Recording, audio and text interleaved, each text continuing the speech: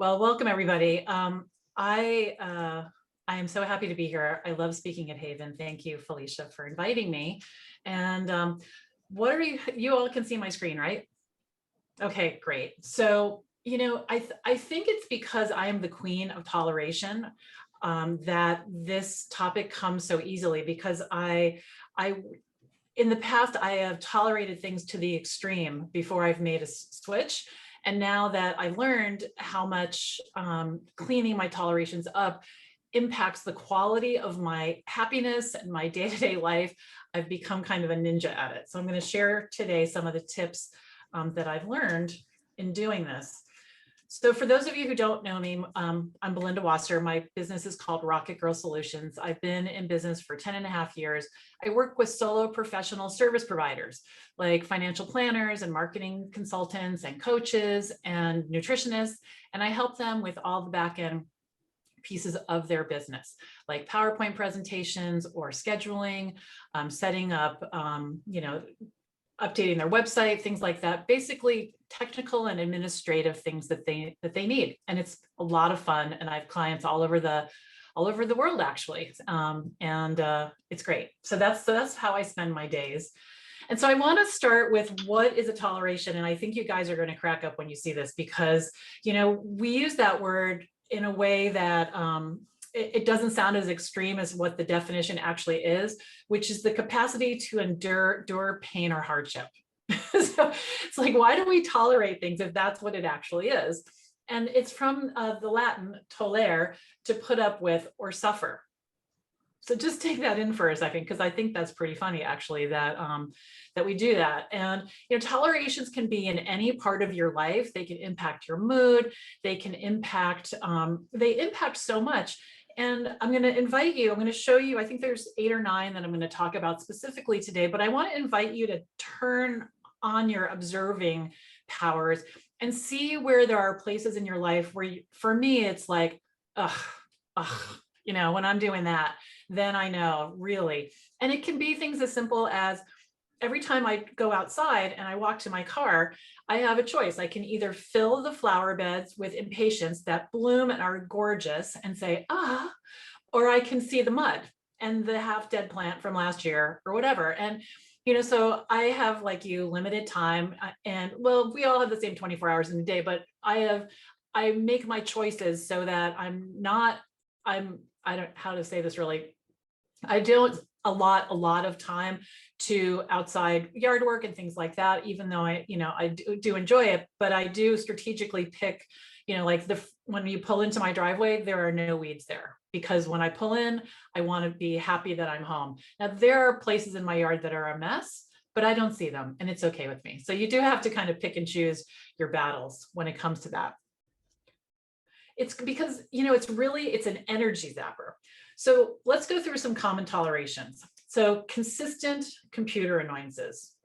How many people have consistent computer annoyances? So that's like not enough memory. There's something wrong with your screen. Your camera's not working right.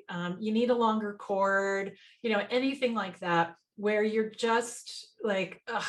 So that's a place you want to look around. And for me, because I call my computer, actually where I sit, I call it my money-making cockpit, because I've got 3 screens and I have a super fast computer. And I've learned that a 17-inch laptop is not how I'm going to be happy. So I splurge on my computer equipment. I probably spend more on that than anything in my life other than maybe a car, just because I want to make sure that it's fast, it's reliable. I took the time to, I'm hardwired to my network instead of Wi-Fi, because we're all on video and I don't want the annoyances of people not being able to hear me or the video slowing down. So look around in your computer, and see if there are things that you can shift. And we don't always have to buy something to clear up the tolerances. It might be that your child is away at college and you need an additional screen, and you can try theirs out to see how you like it for a few months before they come home, and then maybe invest later. So that's a common one. Another one is clients that drive you crazy. This can really drive your mood in such an amazing way. I have had 2 clients that were very large, and I fired them over time. And both times my family said to me, you are a completely different person.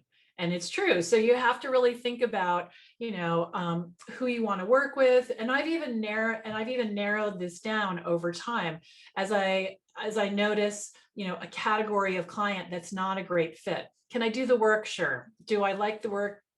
It's okay. And we all have to take sometimes, work that's it's not like it has to fit into this little needle. But you really do want to think about who do you like to work with, and take the time to fire the clients that aren't working. And sometimes recently I talked to a client. I was going to step away from the work, and it turned out that he was willing to change my role. So just by being clear about what I wanted, and he not only changed my role, but he doubled my hours. So that was really great. Because you never know, but I was willing to step away and willing to say, this is not where I do my best work in the role, how this role has evolved. So really pay attention to clients that drive you crazy. Anybody have a client that drives them crazy now? Yeah. Have you fired a client before, Linda? You're on mute.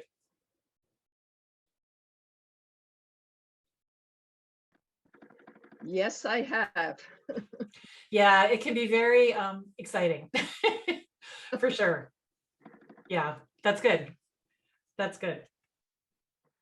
Okay, other things like broken equipment. I remember this one time I went to a client's office. I'd worked with him for a while, never been to his office, but we live far apart from each other, but I happened to be near where he was. So we got together, we had lunch.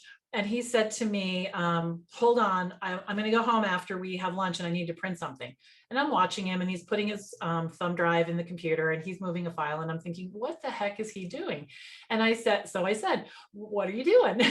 And he said, my printer's broken. I'm going to just run home and print this document before I come back to the office. So I don't remember how far he lived from the office, but even if it was 10 minutes, just think about the disruption to his day. And this is someone who's very successful, supported a family of 5 in a beautiful home. His wife worked later, but he was able to sustain a lifestyle, but he wasn't, maybe it was because he didn't buy a printer, but I bought him a printer right then. I said, come on, this is so silly. Don't do that. You don't want, it really is a toleration, like thinking, okay, I want to print this, but I can't print it now. So I'm going to put it in my pocket, and then I'm going to drive somewhere. You want to start paying attention to those things. Anybody have any broken equipment right now? Yeah. Oh, Linda, we've got some things to do. Some shopping. And then this is really common as well, is wondering if your backup is working. And I learned this the hard way twice, because once wasn't enough. I think it was 2004, I had a hard drive fail, and it had all of our Christmas pictures and Emily's 4th Christmas on it. And I couldn't bear to not have those pictures. And so I don't know if you've ever had a hard drive repaired before or restored, but it's well over $1,000, at least it was back then. And it takes days. And the challenge is that setting up backups, I don't think, unless it's changed since I last looked at it, is intuitive as it might be, because certain applications put files in different places. Like QuickBooks doesn't store the file in your documents. It files it somewhere nestled in the QuickBooks application. So you really want to make sure that you're clear about your backup of all of your information. So my web guy handles this for me. He makes sure that it's all set up, and it also makes sure that I can restore as well. You also want to do this for your website. I had a circumstance where I was at it was DreamHost. I was at DreamHost, which is, I think, a pretty well-known ISP. I was hosting my website there. And, all the ISPs say, your website is backed up. Don't worry about it. We're triple redundant, whatever. And the server went down, and they weren't triple redundant anything. And if I had not had a backup, I would have literally had to build my website from scratch. But because I had a backup, it was $200, and my guy handling it, and I was back up in the same day. So you want to think about the scary places in your life that are not handled for sure. So definitely. Belinda, do you have any suggestions? Like my hard drive is not backed up as far as I know. Do you have any suggestions of, just simple software that we could use as backup? Yeah. So what I do is I keep everything in Dropbox. Oh, okay. So by doing that, everything is in the cloud, and then I download specifically to my various computers. So for example, the hard drive on my desktop is huge. So everything is there and everything's in the cloud. However, the hard drive on my laptop is not huge and cannot hold all of the files that I have. So I only download from Dropbox. So what I mean by download, let me explain this. Let's see. So there's something called selective sync. So you go into Dropbox and you say, on this computer, I want these folders to download and be on my hard drive. And then on another computer, I choose a different set of folders to download. You can work strictly in the cloud. I don't like that. I like to be able to, so the Dropbox folder is in I guess it's called Windows Explorer, in the little yellow folder where my documents is. And so everything that's in there, which is everything, is synced to the cloud at all times. They also keep a backup for 6 months. So you can go back and get versions of documents. If you overwrite something by accident, you can get a different version. Okay, that's helpful. Thanks. Yeah, you're welcome. You're welcome. Looks like somebody's chatting. Let's just see. Time Machine. Oh yeah, Time Machine is great. If yeah, I have not used that. I know it's an Apple product, right? Mm-hmm. Yeah, so that's good as well. Awesome. Yeah, and it's I mean you have to connect it. Like I have a little hard drive and I just plug it in and it backs up. Yeah, I don't know if this is plugged in or not. If it is, I don't want to unplug it, but here's another solution right here. This is a little Seagate drive. It's, I don't know how many terabytes. I think it's like 5 terabytes or something. And it's inexpensive. It's, $100-ish, and you can just, plug in your USB and you can back things up like that as well. Okay. Running out of supplies, constantly running out of supplies. You want to have the things that you need next to you or in your, proximity. So even though if I step outside my door and I walk, 10 paces, there are scissors. There are also scissors right here. My favorite pens, I, go to Staples every once in a while and I buy a whole bunch of them because these are the pens I like to write with. Post-its nearby. So all of the things that I want to grab all day long are right next to me. The other things are things that are not in my office, but in order for me to work, I need tea.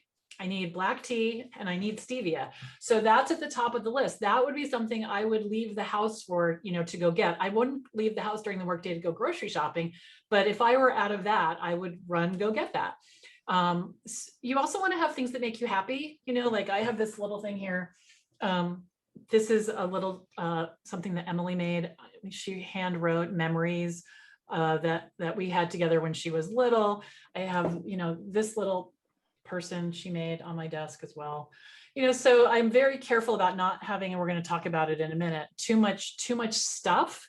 It's overwhelming, but it's nice to sort of decorate your space and take care with it. But I do always make sure that I have all the supplies that I need. So printer, ink, all of that kind of stuff. And I bet if you would go to Staples or Amazon or whatever, you could have everything that you needed for a very small amount of money and just not be fussing with, who took my pen. And you have to train people too. My family would never take anything off my desk. That is for sure. Belinda, I have the HP printers with instant ink. So it's connected to the internet. And when it runs low, they ship me another cartridge, which is really helpful. I've heard of that. That's awesome. Yeah. Yeah, I need to get a new printer. It's a slight toleration right now. When I upgraded my computer, there's no compatible driver for the scanning part of my printer. I can print, but I can't scan. And right now I'm scanning probably, I don't know, maybe 2 documents once every 3 months. So it's not worth it yet. However, when it becomes worth it, I'm going to look at the HP because someone told me about that. Because I love that just-in-time model. It's great. So, it's interesting because setting up the co-working space, it was suggested by some of my peers that like maybe you don't really need to get the scanner and the fax because people don't really use that so much. And really with a phone or an iPad, unless you have like huge documents and you work for a law firm, you can just use the scanning software on the phone. And that's what a lot of people do. So, is it worth getting a special printer, to do that? I'm not sure. Right. I mean, I don't think so. I mean, I needed to scan a photo from college for a presentation I'm giving. And so I just put it on the kitchen table and I say to Greg, when you get a chance, can you do that? And if I really need it, I'll walk downstairs and say, can you do this now? But other than that, I don't scan very much at all. He does all my tax returns and stuff. I'm not doing any of that. So it's very rare. But again, it's, as soon as I need it, I'll go out probably, within a couple of days, because I think it's important to not, I'm a big fan of spending money on things that will make your life better. I hate wasting money. I just don't like it. And so I think it's important to have the software that you need, to have the computer you need, to have the phone you need, but sometimes and not because it's the newest. I mean, I bought a new phone because my phone was too small. I'd had it for about 3 or 4 years. It still was working. Everything was fine, but I decided to launch an Instagram campaign. I can't, it was beyond toleration. It was frustrating me so much that it was time. And so I did. So I think it's important to keep looking around at things like that. And also, that whole just-in-time thing, like, so everybody probably knows I have 12 chickens. And if you don't, I have 12 chickens. And every single morning I give them mealworms, and I want them to have mealworms that are grown in the US and, organic and blah, blah, blah. Because I'm eating the result of what goes inside their body, what's coming out the other end. So I'm on a subscription model where the 15th of every month, a 5-pound bag gets shipped to me, and I don't have to worry about it, because you don't want to be out there in the morning without the mealworms. They're not happy little people. So I think there's I've noticed Amazon has offered subscriptions on a lot of different things lately that just make it simple. And the other thing is you can put it on your calendar. I definitely have things on my calendar that I don't want to forget, and I don't have to create a lot of paper, which can just be overwhelming and confusing. So your desk, absolutely. I recommend, so I heard a statistic or a report, and as soon as I heard this, I thought that is so true, that home offices are the place where people pile stuff, because I'd rather have it in here than in the living room. So it tends to be a catch-all, and you want to be really careful that that's not the case, because it really is your work environment. And I think it's important to pay attention to that. It doesn't have to be, I'm in an office now for the first time ever. My whole career as a virtual assistant, I was in a nook in the living room, in the bedroom. And then when everybody left, I think of our 5 kids together, 3 of them have apartments. They're not coming back. they're not. And so I finally, the bed, it was a bedroom, it had a bed in it. And I thought, let's just get rid of the bed. And one of the kids needed a bed. I'm like, okay, we're ready. But I did, turn it into an office. And but when it comes to your desk, I recommend that every once in a while you take everything off and look at it, because it's easy to get, like a giant stack of Post-its spread all over the place, and really be deliberate about it, because I think it impacts our ability to think and to think clearly. So you want to make sure it doesn't look like that, and that you're not storing a bunch of stuff, and tripping over it. I am guilty of that. I'll put something in the middle of the floor of my office. I don't know what I'm thinking, and, step over it for 2 weeks before I finally say, what am I doing? So you want to make sure you're not doing that. The other thing is not automating processes, and that can be automating doesn't have to be a high-tech situation. It can be, for example, onboarding a new client. So by automating, it can be certain steps are done automatically with software like Zapier or Google, so that, you know, there are triggers and then things happen. But it could also be just thinking through a process. So for example, every time I onboard a RocketGirl client, what happens is there are about 12 steps. Now I have it in project management software and I click through them, but I sat down one time all at once and said, okay, what do I want to do about onboarding clients? So I want to send them a welcome email. Okay, great. But I don't want to write it every time. So I wrote it once, had it edited, it's ready to go. I want to add them to Dropbox. I want to add them to my time tracking software. I want to create a folder, you know, all of these different things. And so by thinking it through, that's sort of what I mean by the automation. And it can be as complicated as, you know, project management software, or it can be as simple as a piece of paper or a Word document that you write all the steps down and you print it out. You get a new client, you print it out, you check all the boxes, you throw the paper away or recycle it. So really just thinking through processes from the top down, and also noticing when something's not working. For years, it took me so long to figure this out. It was pretty funny. Clients would buy time with me. People prepay their time, 5 or 10 hours when we work together, and they would prepay, you know, and so they would say, well, how do we get started? And I'd say, you buy your debit card and, you know, we'll set up a meeting. And what I realized was they needed more than that. You know, that just somehow I heard it often enough that people felt sort of dropped when I did that. So that's why I came up with this letter. You know, this is when I'm at my desk. Here's my phone number. This is how you can reach me. You know, this is how I manage email. This is how you're going to know how much time is left on your debit card. So noticing when there's a gap and taking care of it. So,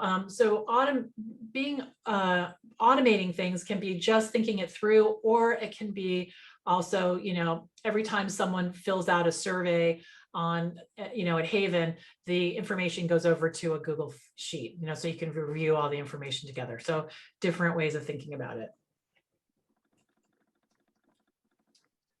And not streamlining processes. So that's really the point of the onboarding story, was really that, you know, thinking things through, removing steps, and also thinking about them where you are now. There are so many solutions that I used with my business when I first started that I outgrew. So when I started to make mistakes, or I realized I was tolerating something, I would change it. And you want to be forward thinking, but you don't want to be so forward thinking that you're wasting time. You know, I think if someone had handed me my 10-year-old business the first day I started, I would have drowned. I wasn't ready for it. I had to, it has to be really incremental. And I was talking to a client today who, she was talking about, she's a photo organizer, and she was talking about adding photos to their website. And for some reason, their web guy told them he didn't recommend having photos on their website. I have no idea why that would be, but anyway, so we were talking about that, and she was saying, you know, she was kind of trying to get where the breaking point was, you know, but it's a very small business, and the solution that I was talking to her about would probably hold them for 3 or 4 years. And she's like, well, what happens when we have 4,000 pictures? And I'm like, so you want to solve the problem within the parameters of where you are and where you can see. I mean, that's just unrealistic that she is going to have 4,000, you know, images on her website. And if we plan for that, it could be a very expensive solution. We could do that, but I think it's going to be more expensive than the return. Any questions about streamlining processes? How do you get people kind of aligned to doing that? Like, I work at a nonprofit, and we have a food pantry that we put in place with the pandemic. And it was a short-term thing. And so now we're trying to, we thought it was gonna be smaller, but we wanna, now my boss wants to scale it. And it's like, you know, there's, without a lot of resources and automation, it's kind of tricky as to how we actually accomplish that. So you really need to have that buy-in from the rest of the organization to do it, because it's, you know, you may be taking steps out that's someone's job, you know? Right. And, you know, that's one of the reasons I don't have a job, because I really like working with the decision makers, and I like just getting to it. And whenever I have had a job that I've enjoyed, it's been a small organization where I reported to the owner / decision maker. And until, yeah. And so that's true. And I've managed teams where you have to get buy-in, and I don't really enjoy it that much, and because it's so tricky and because you can spin your wheels. I think the way that I have approached it and the way I was taught to approach it is in a sort of physically graphical way. And I don't know how that would work now. I don't know if you're meeting in person or how you're handling it, but Post-its. So Yeah, I did that. Yep. I did like I didn't do it for the food process yet. I need to do that, but I had a big sheet of paper and I interviewed a bunch of people that were doing it, putting up Post-it notes and trying to figure out how to streamline things. And it's a good reminder. I probably should take a look at doing that again for the food pantry. Well, it's nice because you can move them around and people can see them and they can participate, and you can take pretty complicated things. Like one of my first clients was a white glove cleaning service, expensive, high end.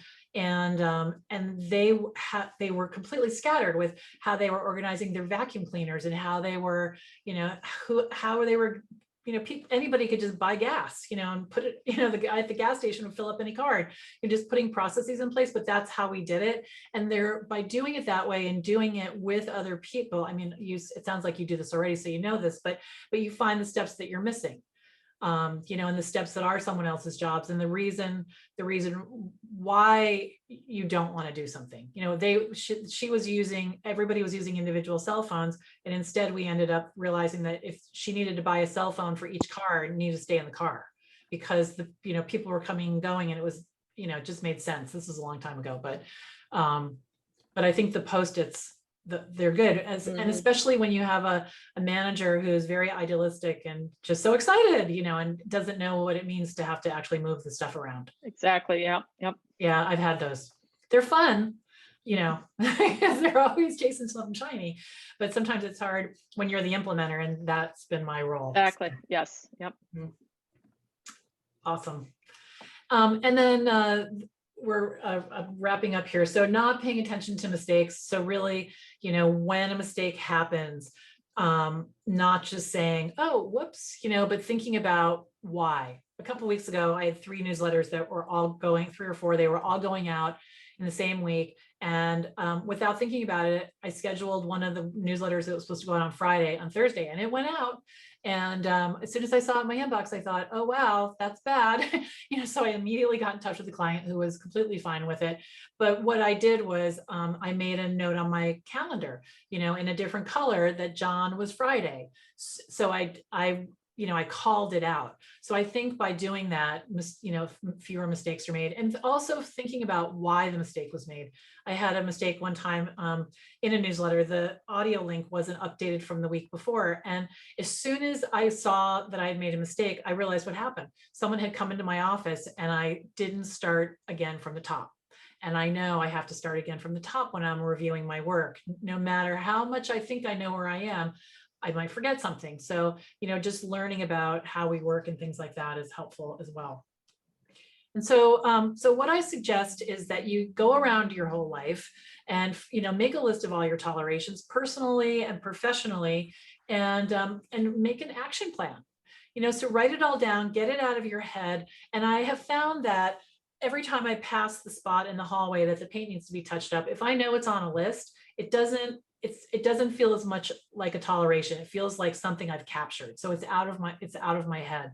And then I think it's important to prioritize them. What are the things you want to do right away? And what are the things that are going to wait? So walking out into my hallway out here, which really needs to be painted, instead of feeling bad about it, I think, I'm going to do that this summer. And then I put it on my calendar, and I can reevaluate it. Maybe it moves to the fall, but being proactive about it and deliberate really makes a huge difference, I think, in tolerations. And once you get things, cleaned up, you really want to handle them as you notice them, or get them on the list, and or get them on the, on the plan. And I also suggest doing an annual audit of your life. I tend to go through my house. I didn't do it this year. It was kind of crazy this year, but I go through and I touch everything. I open every drawer. I look in every, basket of winter hats to see if we need these still, and, get rid of the gloves with the hole or whatever it is. And it's just nice to, to go through and clean everything up. So the key here is to solve one thing at a time. You're not ever going to have a perfect plan. It's okay to kind of jump in the middle, and pay attention to what you're stumbling over. You know, what are you stumbling on? You know, what are you putting up with? And I thought we were gonna have a bigger group, so I'd love to just hear from you guys. What toleration are you gonna tackle first?